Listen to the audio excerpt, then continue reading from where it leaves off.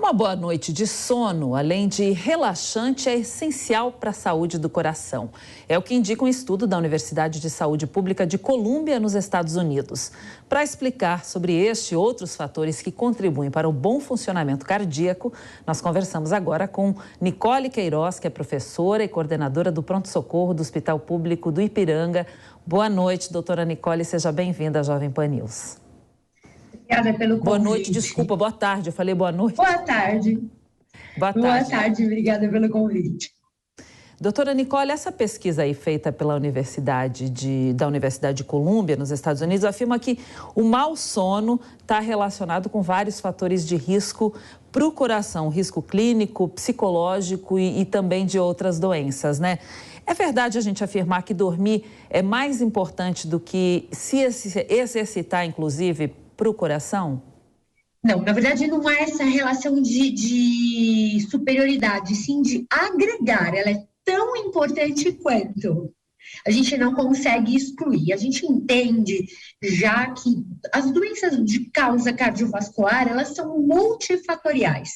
Diabetes, obesidade, pressão alta, colesterol alto, a gordura visceral, não só a diabetes, mas a gordura visceral também. Então, são vários fatores que levam ao aumento do risco de infarto, de insuficiência cardíaca, de uma pressão de difícil controle. E dormir, ela entra no conjunto de controle. Ela muda, sim, o impacto da doença. Veja, se você dorme mal, você tem uma sonolência excessiva durante o dia e, com isso, o seu rendimento cai. Seu perfil hormonal também vai ficar bastante alterado, inclusive a grelina, que é o hormônio de saciedade, e você começa a comer mais, e não é só a grelina, você tem uma alteração do seu cortisol. Então, desde comportamento, a gente fica com alimentações de premiação, por exemplo, eu estou tão cansada, eu vou comer uma coisinha para me sentir melhor, que tem um impacto no seu peso. A gente observa um aumento de pressão, afinal, você não descansou, não relaxou, e de frequência cardíaca. Sendo isso, todos elevados e não controlados, aumentando muito, exponencialmente, o risco de um infarto, por exemplo. Doutora Nicole Queiroz, a gente convida agora o nosso comentarista aqui da Jovem Pan News, Miguel Daúde, para participar da entrevista. Pode perguntar, Daúde. Boa tarde, doutora Nicole. A gente sabe que o sono é importante para tudo, né? Como combater essa insônia? Hoje existem institutos, né, voltado ao sono, ligado aos hospitais que dão atendimento ao coração. Como que a senhora recomendaria uma pessoa que tem aí dificuldades, né, para dormir? O que deveria fazer? Procurar um instituto desse para tratar a insônia e para que essa doença não acabe afetando o seu coração, que é um órgão vital, né, para o ser humano.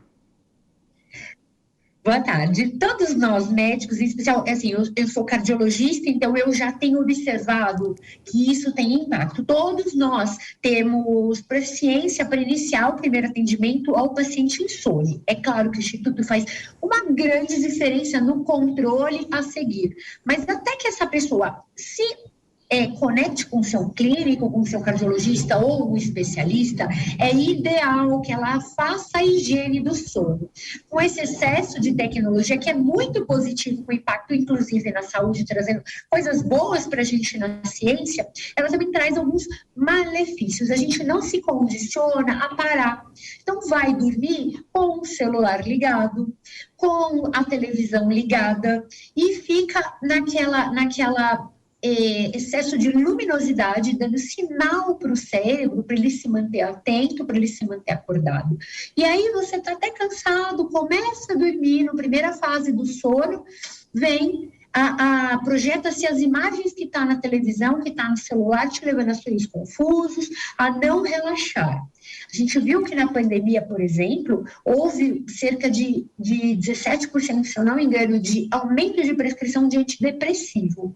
Então, as pessoas já têm características mudar a personalidade, de estar ansiosa, e isso se reflete no sono. Se a gente ficar maquinalmente só replicando prescrição e não nos atentar com a mudança inicial, isso vai virar um grande problema de saúde pública. Então, a primeira coisa que eu oriento é sempre: reveja a sua alimentação antes de dormir. Afinal, alimentos pesados vai aumentar o trabalho, o gasto de digestão do seu organismo e você vai acabar ficando mais insone também. Então, refeições leves antes de dormir. Se você fica muito ligado pós-academia, por exemplo, não vai treinar à noite.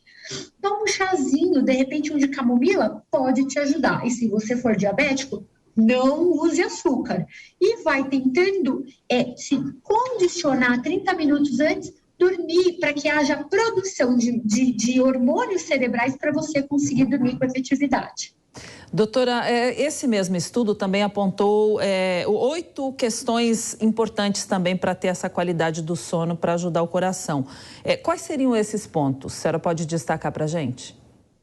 Eu acho que o estudo foi assim, trouxe coisas. O que mais me chamou a atenção nesse estudo é eles relembrarem da apneia do sono, que é uma coisa que a gente já vinha alertando, a diretriz brasileira já tinha. As pessoas não dormem bem por doenças, alterações patológicas em si. E isso traz má oxigenação do sangue, levando a arritmias, a pressão e outras coisas. Isso, para mim, é o principal que eu gostaria de me focar, porque a gente observa isso no Brasil, aumentando a obesidade, aumentando o risco de pressão e de infarto. Daúde? Doutora, a apneia é um problema seríssimo, né? Porque a pessoa ela para, né, se eu não me engano, de respirar durante o sono. Aí ela acorda e aí é que gera muitas vezes a insônia, a possibilidade das pessoas não dormir. E hoje tem tratamentos bastante robustos para isso, não é isso? Tem. O problema da apneia é que a maioria das pessoas não chega a despertar. Ela apenas deixa o sono mais superficial pelo susto e emenda um outro sono. Então, fica com um ciclo circadiano completamente irregular e ela não aprofunda e fica com a sensação de cansaço durante o dia. Então, às vezes ela não percebe. Quem percebe é o cônjuge, que olha, doutora, está roncando demais. E isso acaba levando um aumento de pressão abdominal, gordura visceral, pressão alta e outros problemas, inclusive na parte de cavidade, de parte oral, de moldes dentários. Doutora, a gente sabe que muita gente fala aí que a duração ideal do sono por cada noite seria entre 7 e 9 horas, como todo mundo fala, né? Mas existem algumas variações. Isso é real? É importante dormir esse tempo?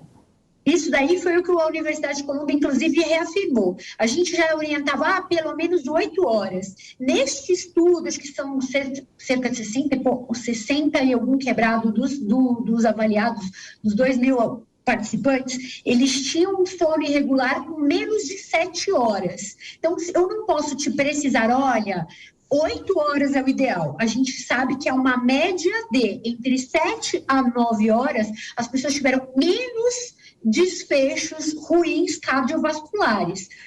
De repente, você fica bem com 7 horas. De repente, o senhor fica melhor com 8. Isso é muito particular, mas a gente sabe que menos do que 7 horas não é o ideal. Muito bem, a gente conversou aí com a doutora Nicole Queiroz, que é professora e coordenadora do Pronto Socorro no Hospital Público do Ipiranga. Obrigada pela sua participação aqui neste sábado, por explicar melhor sobre a qualidade do sono tão importante para a saúde do nosso coração. Uma boa tarde para a senhora. Muito obrigada pelo convite.